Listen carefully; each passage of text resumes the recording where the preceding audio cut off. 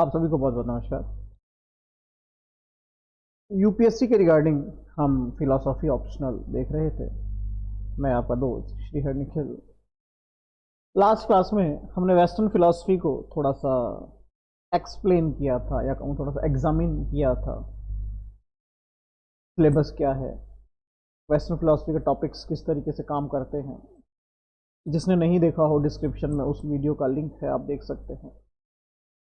आज हम एक स्टेप और आगे बढ़ते हैं और आज हम देखेंगे कि जो सोशल पार्टिकल का सेक्शन है, पेपर सेकंड, क्योंकि हम इंडियन और वेस्टर्न कंटेम्प्रेरी सब कुछ देख चुके हैं, हम सेकंड भी एक बार हम थोड़ा सा देख लेते हैं, क्योंकि आप ही लोगों की क्वेरीज रहती हैं। जितने भी कॉल मेरे पास आते हैं या मैसेजेस आते हैं, उन सब में ये होता है कि सर एक बार सिलेबस का थोड़ा सा एनालिसिस हो जाए, उसके बाद हम आगे बढ़ेंगे।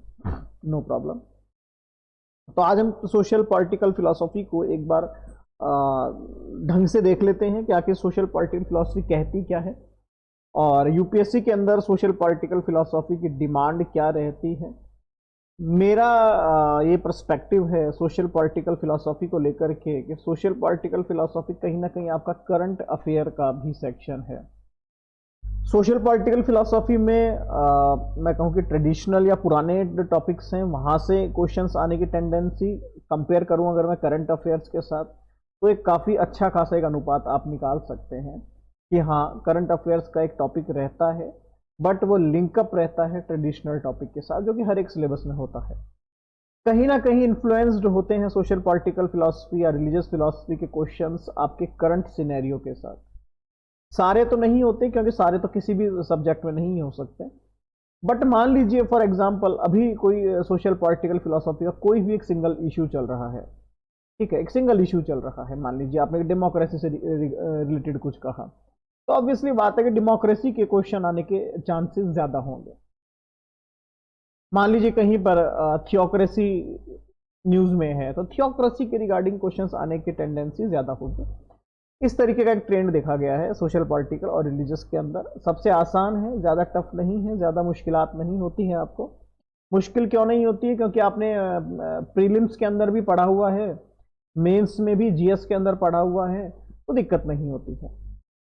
न्यूज़पेपर आप पढ़ते ही हैं, तो न्यूज़पेपर में भी चीजें आती रहती है आपके सामने। बेसिक फिलॉसफी है जो आपको बुक से पढ़नी पड़ेगी, उसका तो कोई सब्स्टिट्यूट किसी के पास भी नहीं है, ना मेरे पास है ना किसी और के पास है।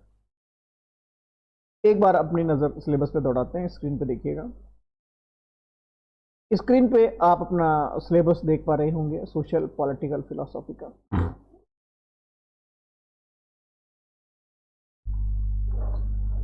पेपर सेकंड में रिलीजियस और सोशल पॉलिटिकल दोनों फिलॉसफी आती है।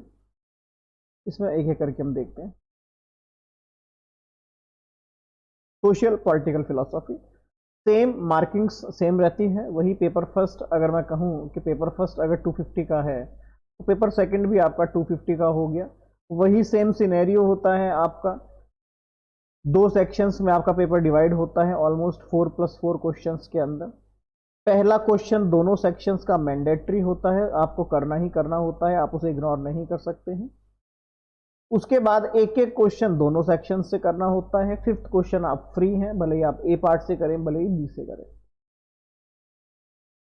पेपर का ए पार्ट सोशल पॉलिटिकल फिलॉसफी है, बी पार्ट रिलीजियस फिलॉसफी है, जो हम अगले क्लास में देखेंगे।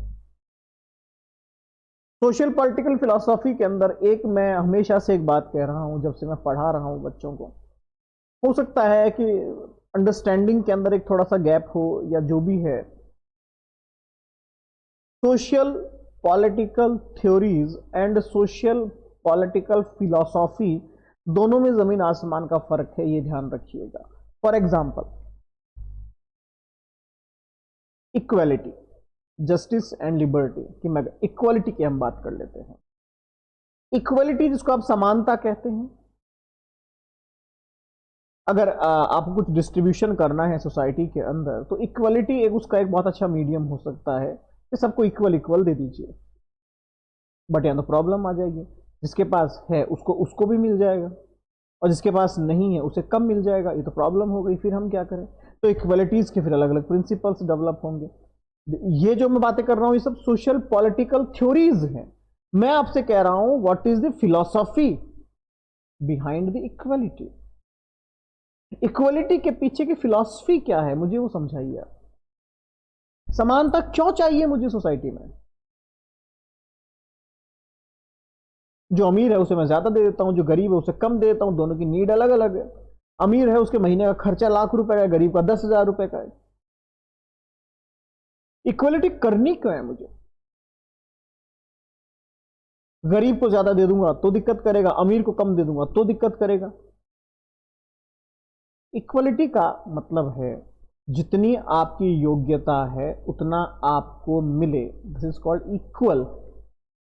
बट इक्वल किसके? इक्वल किसके? ये फिलॉसफी आपको सिखाएगी। सोशल पॉलिटिकल नहीं, हम social political philosophy, philosophy behind the social political concepts. Social political concept से पीछे की फिलॉसफी क्या है? अगर मैं इक्वलिटी की बात करता हूं तो भैया इक्वलिटी के पीछे की फिलॉसफी, जस्टिस के पीछे की फिलॉसफी, लिबर्टी के पीछे की फिलॉसफी क्या है? यहां पर आप एक बहुत अच्छी चीज कर सकते हैं, यहां पर आप इंडियन और वेस्टर्न दोनों फिलॉसफीज का कंपैरिजन कर सकते हैं कि साहब जब लिबर्टी की बात करते हैं तो चाणक्य ने क्या कहा था, जब लिबर्टी की बात करते हैं तो वेस्टर्न फिलोसफर्स ने क्या कहा था, जब हम इस इक्वलिटी की बात करते हैं तो इंडियन थिंकर्स ने क्या कहा था। आपका आंसर और ब्यूटीफाई हो जाएगा, बहुत सुंदर हो जाएगा इससे। नेक्स्ट टॉपिक आता है आपका जिसमें सोवर्निटी के बारे में बताया गया है, संप्रभुता के बारे में समझाया गया है। What is the basic concept of संप्रभुता? सोवर्निटी जिसे आप कहते हैं, संप्रभु होना जिसे आप कहते हैं, उसका बेसिक थ्योरम एक ही है कि मेरे डिसीजंस के ऊपर किसी बाहरी दबाव का इंपैक्ट नहीं पड़ेगा, मैं इंडिविजुअली इतना इंडिपेंडेंट हूं, अपने डिसीजंस ले सकता हूं। ये एक बेसिक थ्योरी चलती है सोवर्निटी की कि मैं इतना अपने आप में इतना स्वतंत्र हो चुका हूं कि मेरे निर्णय अब मैं स्वयं ले सकता हूं। आप जब जॉब करते हैं, जब आप एक अच्छा अर्निंग करने लग जाते हैं, तो उसके बाद आप अपने पेरेंट्स से नहीं पूछते हैं कि मुझे क्या करना है, मुझे कहाँ इन्वेस्ट करना है, मुझे कहाँ खेलने जाना है, मुझे छुट्टियों में कहाँ जाना है। इनडायरेक्टली तो आप सवर्ण हो चुके हैं, अगर आप सवर्निटी के हिसाब से देखें तो नाउ यू आर सवर्ण। अब आप संप्रभु हैं, अब आप इतने स्वतंत्र हैं कि अपने निर्णय स्वयं ले सकते हैं, दैट्स इट। आप पर कोई बाहरी दबाव नहीं है। तो एक छोटा सा जस्ट मैंने एग्जांपल दिया, एक फैमिली का एक एग्जांपल दिया मैंने। आप खुद को एक कंट्री मान के चलिए, जब आप छोटे थे तो घर वालों का प्रेशर होता था, फिर आप कॉलेज में गए तो भी उनका प्रेशर था, जब आप मैच्योर हो गए, जब आप कमाने लग गए तो ये प्रेशर खत्म हो गया। It means what?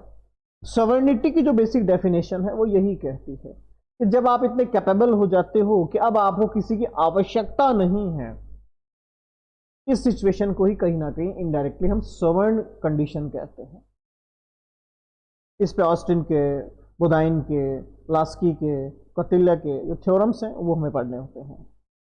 नेक्स्ट आता है इंडिविजुअल्स एंड द स्टेट। इसको आप जनरली इस तरीके से समझिए, आप हैं और राष्ट्र है, इंडिविजुअल्स मिलकर स्टेट बनाते हैं। इट्स स्टेट मीन्स नॉट राज्य, स्टेट मीन्स नेशन की बात हो रही है यहाँ पे। कॉन्स्टिट्यूशन में आपने पढ़ा होगा, स्टेट जब शब्द आता है तो वहां देश की बात होती है। तो इंडिविजुअलिटी आपके और मेरी स्वतंत्र पहचान है, हम अकेले हैं, लेकिन हम जैसे अकेले जब 2 अरब मिलते हैं तो भारत का निर्माण हो जाता है। तो मेरा मेरे समाज के प्रति क्या कर्तव्य है, क्या अधिकार है, मेरी क्या जिम्मेदारी है मेरे देश के प्रति, और मेरा देश मुझे रिटर्न में क्या दे रहा है। फॉर एग्जाम्पल राइट्स की अगर हम बात करें तो ये स्टेट आपको दे रहा है, लेकिन जब ड्यूटीज की बात करें तो ये आप रिटर्न स्टेट को दे रहे हैं। राइट्स स्टेट ने आपको दिए हैं, लेकिन ये आपकी ड्यूटी है कि आप उसको जो फॉलो करें, आप बहुत अच्छे से करते हैं। तो ड्यूटी है आपकी towards nation. Form of government, monarchy, theocracy, democracy, 3 ही तरह के फॉर्म होते हैं। एक जहां राजा सब कुछ होता है, एक जहां पर आपका मैं कहूँगी धर्म सब कुछ होता है, एक होता है जहां पर आपका धर्म तंत्र सबसे बड़ा हो जाता है। तो डेमोक्रेसी, थियोक्रेसी, मोनार्की, ये तीन कंसेप्ट हैं, तीनों में डिफरेंस यही है कि सेंट्रल पावर किसके हाथ में है। अगर सेंट्रल पावर धर्म के हाथ में है, अगर सेंट्रल पावर राजा के हाथ में है, या फिर अगर सेंट्रल पावर आपकी जनता के हाथ में है, बस। फिर आपका पॉलिटिकल आइडियोलॉजीज है जिसमें एनार्किज्म आता है, मार्क्सिज्म आता है, सोशलिज्म आता है। सिंपल एक एक थ्योरीज आप पढ़ सकते हैं इन्हें। देन आता है आपका ह्यूमनिज्म जिसमें सेक्युलरिज्म, मल्टीकल्चरलिज्म आता है, इंपॉर्टेंट टॉपिक है, हमेशा क्वेश्चंस निकलते हैं यहाँ से। क्राइम एंड पनिशमेंट जिसमें करप्शन, मास वायलेंस, जिनोसाइड, कैपिटल पनिशमेंट, अभी के लिए करंट अफेयर्स में बहुत सेंसिटिव टॉपिक है, क्वेश्चंस आ सकते हैं। डेवलपमेंट एंड सोशल प्रोग्रेस एक और अच्छा टॉपिक है, आने की संभावना कम है, बट हाँ मैं इसकी आने की संभावना 80% के आसपास मानता हूँ। जेंडर डिस्क्रिमिनेशन जिसमें फीमेल फ्यूटिसाइड हो गया, लैंड एंड प्रॉपर्टी राइट्स हो गया, एंड एम्पावरमेंट ऑफ वीमेंस हो गया, जैसे कि हमारा चल रहा है कि लोकसभा के अंदर भी हम सीटें बढ़ाएंगे। कास्ट डिस्क्रिमिनेशन जिसमें गांधी और अंबेडकर के विचार आपको रखने होते हैं। इंपॉर्टेंट टॉपिक्स की बात अगर मैं कर लेता हूं जहां से ऑलवेज ऑलवेज ऑलवेज क्वेश्चंस आते हैं, तो 3 टॉपिक्स तो मैंने आपको बता दिए जहां से हमेशा आते हैं। Form of government and political ideology के अंदर मिक्सअप के अंदर हमेशा क्वेश्चंस आते हैं, मतलब ऐसा नहीं है कि दोनों में से आएंगे, बट मिक्सअप में आते रहते हैं। ऊपर के तीनों टॉपिक जो हैं बहुत ज्यादा सेंसिटिव हैं, बट इसमें से क्वेश्चंस के आने की टेंडेंसी कोई फिक्स नहीं है।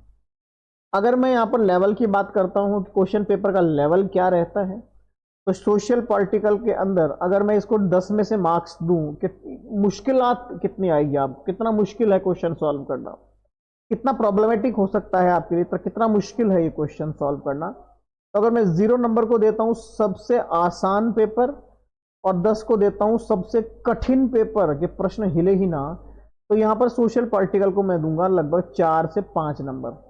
मतलब ये ऑन एवरेज पेपर आता है, बहुत टफ भी नहीं आता है, तो बहुत ज्यादा आसान भी नहीं आता, बट हाँ इजी आता है। रिपीटेटिव क्वेश्चंस की बात करूंगा, क्वेश्चन रिपीट होते हैं क्या? यस, यहां पर बहुत सारे क्वेश्चंस रिपीट होते हैं, आप जाकर देख सकते हैं। डेमोक्रेसी इनका एक हॉट टॉपिक रहता है, ऑलवेज ये उससे क्वेश्चंस उठाते हैं, तो ये उठाते हैं, ये फिक्स है। इस तरीके से अगर हम रिलीजियस फिलॉसफी की बात करें तो वहां पर मोक्ष एक ऐसा टॉपिक है जो ऑलवेज आता है, मतलब आता है, मतलब आता है, मतलब आता है। तो क्वेश्चंस तो रिपीट होते हैं, इसमें कोई दो राय नहीं है। नेक्स्ट आपका डाउट आता है क्या प्रीवियस ईयर क्वेश्चन पेपर्स पढ़ने से कोई बेनिफिट होगा? Yes, yes, previous year question paper पढ़िए, आपको बेनिफिट होगा, उससे लॉस नहीं है। कितने टाइम में हम इसे खत्म कर सकते हैं? इसके लिए मैं आपको एक सिस्टम बताता हूं छोटा सा। मान लीजिए इक्वालिटी को आप 1 दिन में पढ़ सकते हैं, जस्टिस भी आप 1 दिन में पढ़ सकते हैं, लिबर्टी भी आप 1 दिन में पढ़ सकते हैं, मतलब कि ये यूनिट हो गई 3 दिन की। ऑस्टिन, बॉर्डिन, लास्की, कौटिल्य आप 1-1 दिन में पढ़ लीजिए, 4 दिन। इंडिविजुअल एंड स्टेट 3 टॉपिक है, यहां पर 1 दिन का काम है, बट आप 2 दिन मान लीजिए। मोनार्की, थियोक्रेसी, डेमोक्रेसी 1 दिन का काम है, बट आप 2 दिन मान लीजिए। पॉलिटिकल आइडियलिज्म लगभग 2 दिन का काम है। ह्यूमनिज्म, सेक्युलरिज्म, मल्टीकल्चरलिज्म 1 दिन का काम है। क्राइम एंड पनिशमेंट 1 दिन का काम है, बट आप 2 मान लीजिए। डेवलपमेंट एंड सोशल प्रोग्रेस 1 दिन का काम है, क्योंकि आपने पढ़ा हुआ भी है। जेंडर डिस्क्रिमिनेशन 2 दिन का काम है, इंपॉर्टेंट है। कास्ट डिस्क्रिमिनेशन 2 दिन का काम है। अब आप टोटल कर लीजिए, 2 2 4 5 6 7 8 9 10 11 12 13 14 15 16 17 18 19 20 21, ऑलमोस्ट 20 to 21 डेज, 20-21 डेज में आपका पूरा सिलेबस कवर अप हो जाता है। कहने का तात्पर्य यही है, सोशल पॉलिटिकल फिलॉसफी आपके लिए एक बोनस हो सकता है। सोशल पॉलिटिकल फिलॉसफी कोई टफ एग्जाम नहीं होता है, टफ क्वेश्चंस नहीं आते हैं, कृपया अपना कंसंट्रेशन बना के रखें। सोशल पॉलिटिकल फिलॉसफी को इग्नोर ना करें, इग्नोर करने का नुकसान आपको ये हो सकता है कि आपके मार्क्स कम हो जाएंगे, बस, और कोई फायदा या नुकसान आपको नहीं है, तो ये आप करके रखें। हमारे जो यूपीएससी के नए बैचेस हैं वो 15 जून से शुरू होंगे, तो डिस्क्रिप्शन में आप इसके डिटेल देख सकते हैं। तब तक के लिए बहुत बहुत धन्यवाद।